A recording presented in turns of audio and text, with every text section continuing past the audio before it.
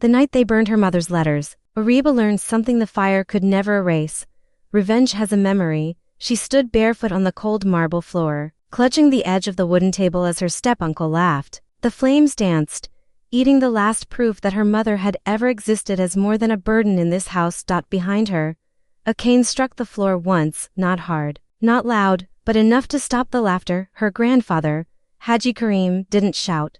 He didn't beg. He didn't cry. He simply said, "Fire reveals faces. And tonight, I have seen yours." From that moment on, nothing in that house would ever be the same. Chapter 1.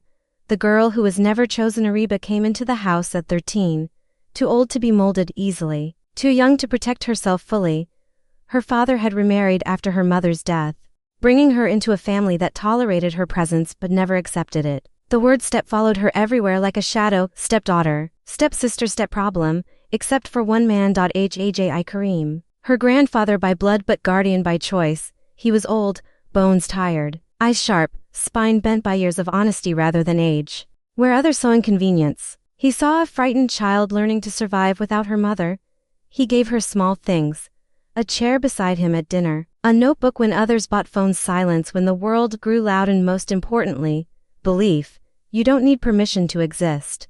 He once told her while teaching her how to read property papers. You only need truth. Chapter 2. The stepsister who watched quietly. Zara, the stepsister, was everything Ariba was not allowed to be. Confident, chosen, protected.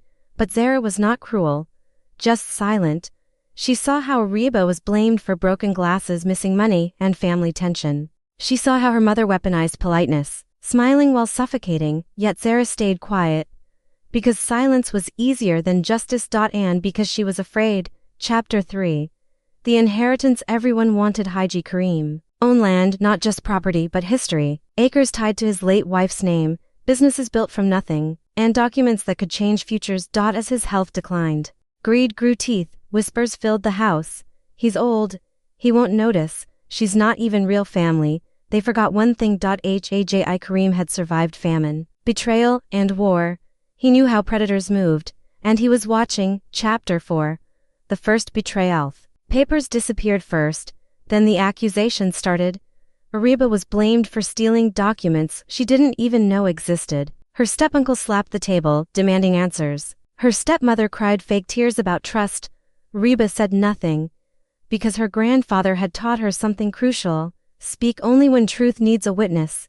That night, Haji Karim called his old lawyer and began writing a new ending. Chapter 5. Love is not loud. Haji Karim never hugged Ariba dramatically. Instead, he taught her law basics, made her memorize signatures, asked her questions about ethics, corrected her calmly. This isn't revenge, he said once. This is correction. His love was discipline. His care was preparation. Chapter 6. The fire. They burned her mother's letters thinking it would break her. Instead, it sealed her resolve.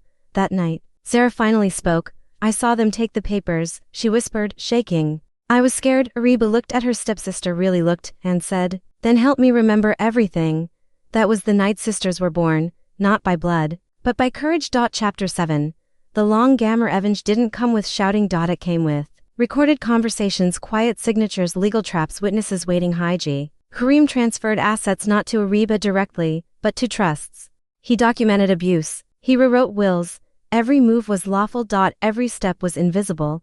Chapter 8. The illness. When Haji Karim collapsed, the house changed tone overnight. Suddenly everyone cared.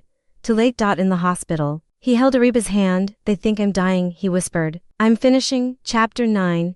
The reading of the will. Lawyer's voice echoed like judgment. Names were called. Expectations shattered. Property went to charities. Businesses went into trusts. Control went to Ariba, legally protected, and the family, left with nothing but mirrors. Zara stood beside Ariba, steady. Chapter 10. The final lesson. Haji Karim passed away peacefully. At his funeral, Ariba didn't cry loudly. She stood tall. Because grief does not weaken, it clarifies. Months later, she opened a school on his land. A plaque read, Justice is the longest form of love, ending emotional closure. Years later, Ariba visited his grave with Zara. They tried to erase me, Ariba said softly, but he taught me how to write myself back. Zara smiled through tears. He chose you. Ariba shook her head. No. He prepared me, and somewhere beyond memory, Haji Karim's truth lived on, not in revenge, but in restored dignity.